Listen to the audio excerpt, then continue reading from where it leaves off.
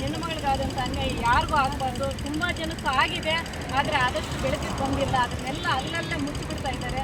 ಸರ್ಕಾರದವರು ಎಚ್ಚೆತ್ತುಕೊಂಡು ಯಾವ ಹೆಣ್ಣುಮಗಳಿಗೂ ಈ ಥರ ಅನ್ಯಾಯ ಆಗಬಾರ್ದು. ಮಾಡಿದಂಥವ್ರು ಮಾತ್ರ ಶಿಕ್ಷೆ ಕಠಿಣವಾಗಿರಬೇಕು. ಬೇರೆ ಹೆಣ್ಣುಮಗು ನೋಡಿದ್ರೆ ಭಯ ಪಡಬೇಕು. ಪ್ರತಿಯೊಂದು ಮನೆಯಲ್ಲೂ ಹೆಣ್ಣುಮಗು ಇರುತ್ತೆ. ಪ್ರತಿಯೊಂದು ಹೆಣ್ಣುಮಗುವಿಗೆ ಜೊತೆಯಲ್ಲಿ ಗಂಡು ಬೇರೆ ಮನೆಯಲ್ಲಿ ನನ್ನ ಸ್ವಂತ ತಂಗಿ ಅಂತ ಭಾವನೆ ಬರಬೇಕು.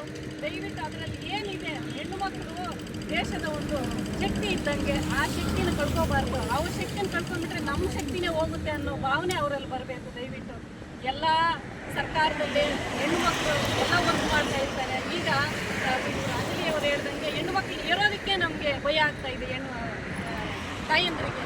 ಯಾಕಂದರೆ ಎಲ್ಲಿ ಹೋದ್ರೆ ಏನು ತೊಂದರೆ ಆಗುತ್ತೋ ಏನೋ, ನಾವು ಕಾವಲು ಇದ್ದುಕೊಂಡು ಅವ್ರಿಗೆ ಓದ್ಸೋಕ್ಕಾಗಲ್ಲ. ಒಂದು ಸ್ಕೂಲಲ್ಲಿ ಆಗ್ಬೋದು, ಕಾಲೇಜಲ್ಲಿ ಆಗ್ಬೋದು, ಡಿಗ್ರಿನಲ್ಲಿ ಆಗ್ಬೋದು, ಅವ್ರಿಗೊಂದು ಅಪಾಯಿಂಟ್ಮೆಂಟ್ ಬರುತ್ತೆ. ಜೊತೆಯಲ್ಲೇ ಇದ್ದು ನಾವು ಅವ್ರಿಗೆ ವರ್ಕ್ ಮಾಡೋಕ್ಕಾಗಲ್ಲ. ಇದು ಸ್ವತಂತ್ರ ರಾಜ್ಯ, ಸ್ವತಂತ್ರವಾಗಿ ಬದುಕಕ್ಕೆ ಬಿಡ್ತಾ ಇಲ್ಲ ಹೆಣ್ಮಕ್ಳನ್ನ. ಅಂಥವ್ರಿಗೆ ಎಷ್ಟೊಂದು ಕಠಿಣ. ಇನ್ನೊಂದು ಮಗು ನೋಡಿದ್ರೆ ನಮಗೆ ಈ ಥರ ಮಗುನ ನಾವು ಅನ್ಯಾಯ ಮಾಡಿದ್ದೀವಿ ಅಂದರೆ ಇನ್ನೊಬ್ಬ ಗಂಡು ಮಗುಗೆ ಭಯ ಬರಬೇಕು.